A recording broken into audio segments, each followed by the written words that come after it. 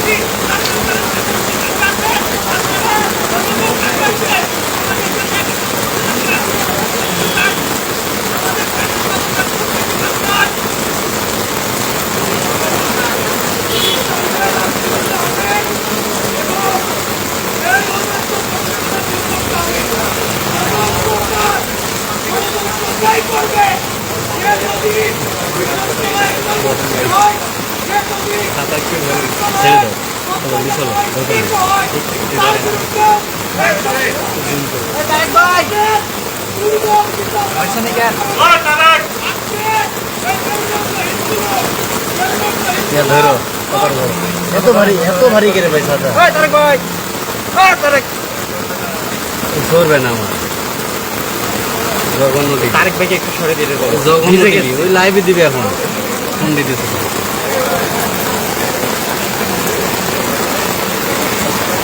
একটু ধরো ছাতাটা ধরো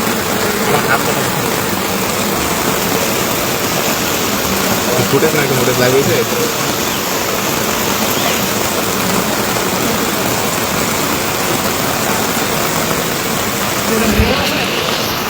ভিজে যাচ্ছে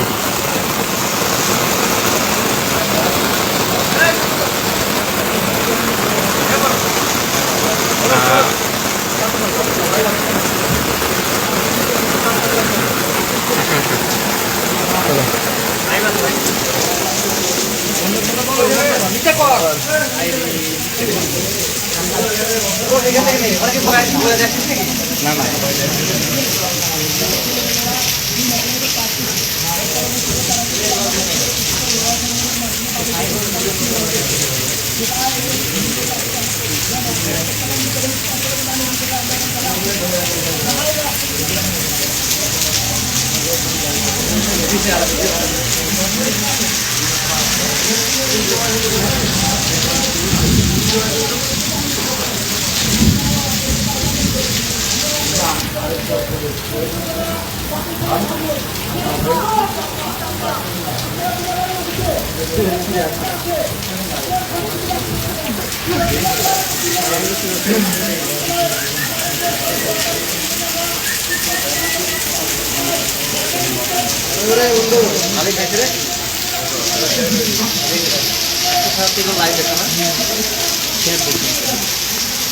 ভিজে যাচ্ছি তারা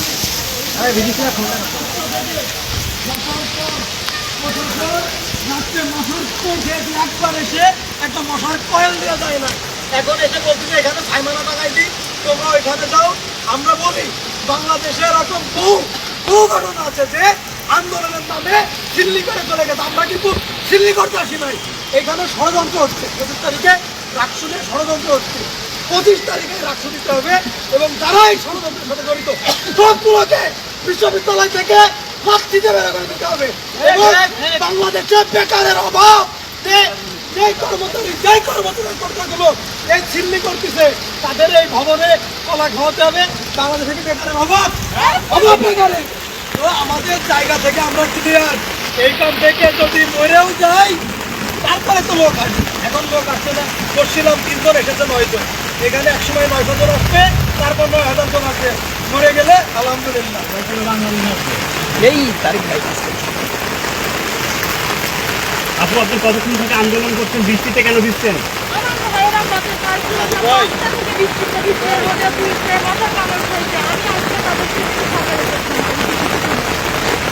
আমি বলতে চাই, এই প্রশাসনের নামে প্রহসন আর কতদিন?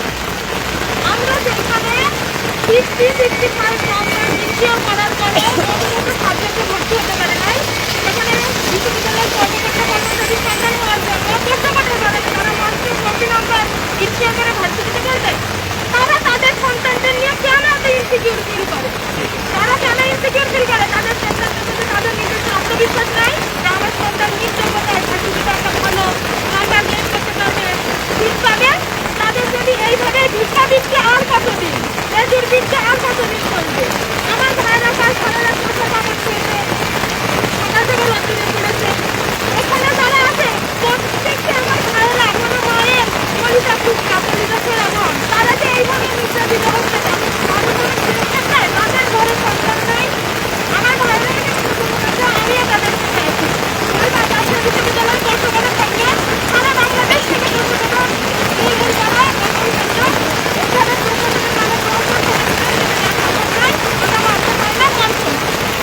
আপু, আপনার পরিচয়টা দিবেন কাইন্ডলি একটু।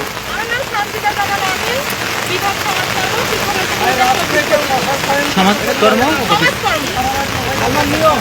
আপনারা দেখতে পাচ্ছেন রাজশাহী বিশ্ববিদ্যালয়ের পোষ্যকোঠা পুনরায় বহাল করার কারণে কিছু শিক্ষার্থী কালকে থেকেই আমরণ অনশনে বসেছে। আজকে এখন পর্যন্ত তারা আমরণ অনশনে আছে এবং ভাই প্লিজ একটু লাইভ চলতেছে প্লিজ।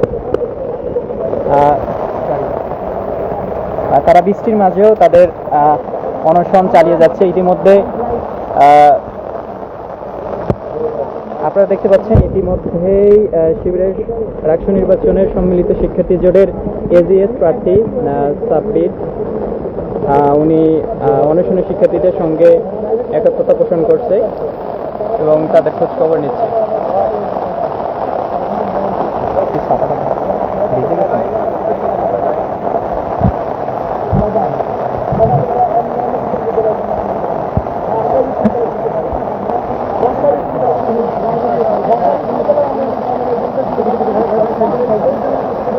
এখানে একজন নারী শিক্ষার্থীও অনশনে রয়েছেন, উনি সমাজকর্ম বিভাগে।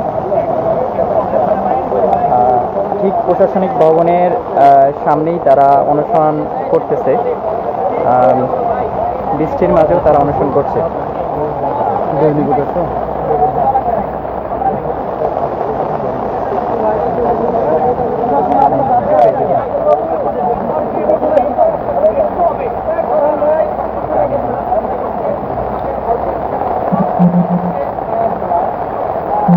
আরে ডাটা অন করতে হবে, ছবি না লাগবে একটু প্লিজ। আমি এদিকে পুরোটাই ঘুরে গেছি।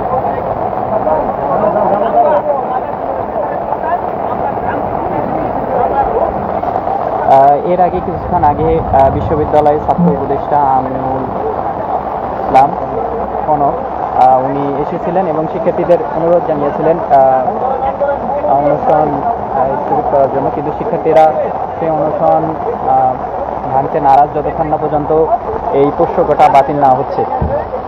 ওই বাইরে আচ্ছা দেখছি 2 মিনিট।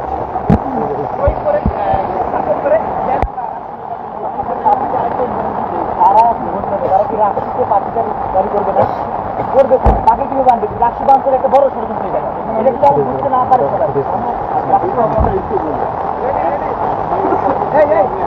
থাকো আমি এই কোটা ইস্যু কোনো রাজনৈতিক অরাজনৈতিক নয়, এটা বেসরকারি শিক্ষার্থী।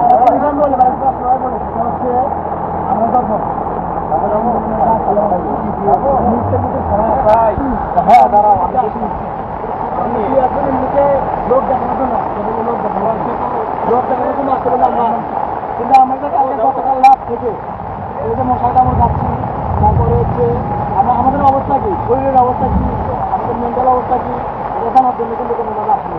অথচ তারা স্লোগান দিচ্ছিল কি, রক্ত লাগলে রক্ত দিয়ে চাকরি করার পাবো, তাদের রক্ত দেওয়া আছে, আমাদের রক্ত দেওয়া আছে, আমরা যতক্ষণ রক্ত আমরা দেশ না হচ্ছে আমাদের আমরা আছি, আমাদের কোনো আমরা ছিল না, আমরা সবসময় শিক্ষার্থী আমরা শিক্ষা তারা কিন্তু সেই জায়গা থেকে সবসময় সর্বস্তরের মধ্যে ঘুরে দাঁড়াচ্ছিলাম এই তাদের আমরা অবস্থাটা দেখাতে চাই আপনাকে। এখানে আমরা দেখছি যে কিছুক্ষণ আগে শিক্ষার্থী জোটের প্রার্থীরা এসেছেন, তারা কিন্তু কথা বলছেন এখানে, তাদের সাথে জানতে চাচ্ছেন তারা যে অনুষ্ঠান করছে সেই অনুষ্ঠান সম্পর্কে। আসলে আমরা বলে রাখি যে তাদের সমর্থন রয়েছে এই পৌষ আদালত সম্পর্কে। আমরা এখানে তাদের সাথে কথা বলতে চাই, আমরা কথা বলতে চাই তাদের সাথে।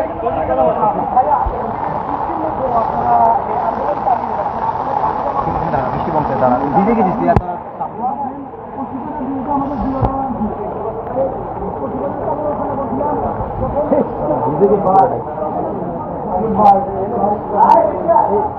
ধরে রাখি